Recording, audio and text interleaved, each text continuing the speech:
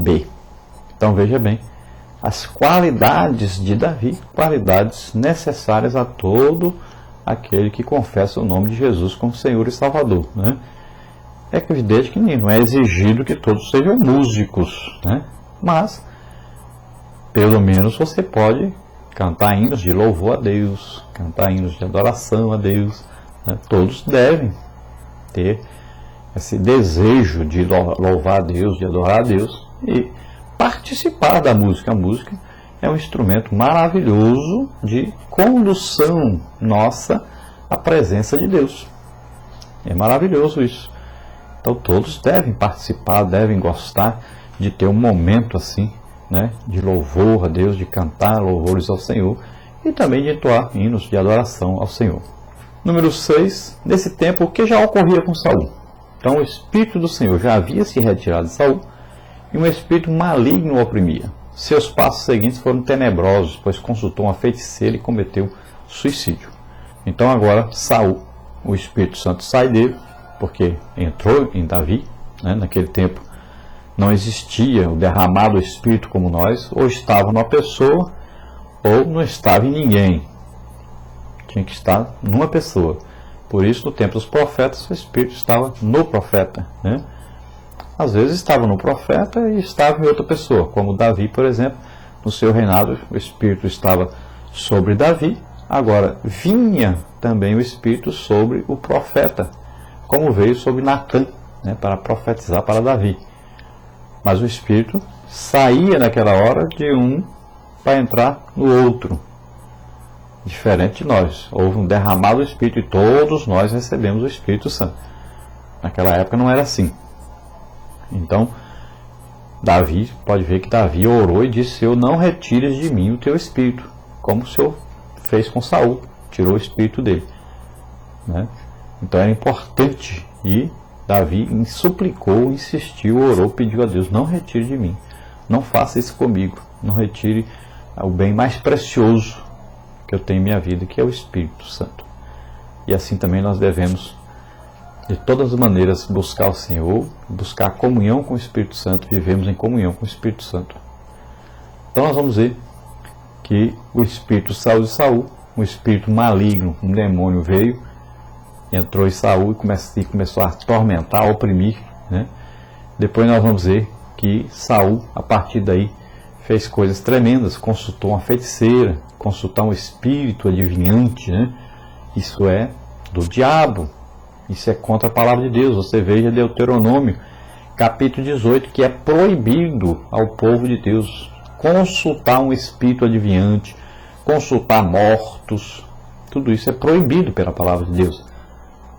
Então tome cuidado, você estará se envolvendo com demônios, e é o que Saul fez. Foi consultar uma feiticeira que disse que viu Samuel, né? E tudo aquilo ali é o que? Um envolvimento de demônios, engano de demônios. E depois Saul chega a cometer então um suicídio. Por quê? Porque o demônio que estava nele o oprimia e fazia com que ele desejasse a morte, né?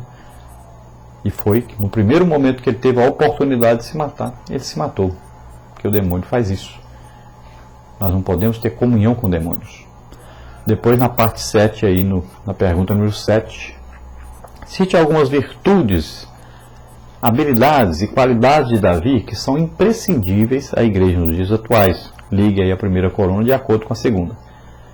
Então você pode ver aí, músico, ele era forte, valente, homem de guerra, sisudo em palavras, boa aparência, e o Senhor era com ele. Então você liga aí a primeira coluna de acordo com a segunda, e você vê aí a maneira de ligar essas respostas aí, você vai entender o que significa músico, significa forte, que significa valente, que significa homem de guerra, que significa sisudo em palavras, que significa boa aparência, que significa o Senhor era com ele, né? Todas as explicações aí. Na parte 2, o talento de Davi na corte. Então, pergunta número 8, quem era Davi antes de chegar a ser escudeiro do rei Saul? Então, o jovem Davi era um simples camponês, trabalhava como pastor das ovelhas de seu pai, 1 Samuel 17:15, tinha habilidade de tocar instrumentos de cordas, né, uma harpa, 1 Samuel 16, 18. Na corte, Davi era praticamente um desconhecido, 1 Samuel 17, 55, 56. Então tudo isso você pode ver a respeito de Davi. Então antes dele matar o gigante, né, ele era totalmente desconhecido na corte, né? Saul não conhecia, o povo não conhecia, ninguém sabia nem que existia o Davi. Ele estava lá no campo cuidando das ovelhas do seu pai, Jessé, na cidade de Belém. Então ninguém sabia nem que ele existia. Depois que ele mata o gigante, ele passa a ser conhecido por todos e ele passa então a conviver perto do rei Saul e perto daqueles que serviam o rei Saul.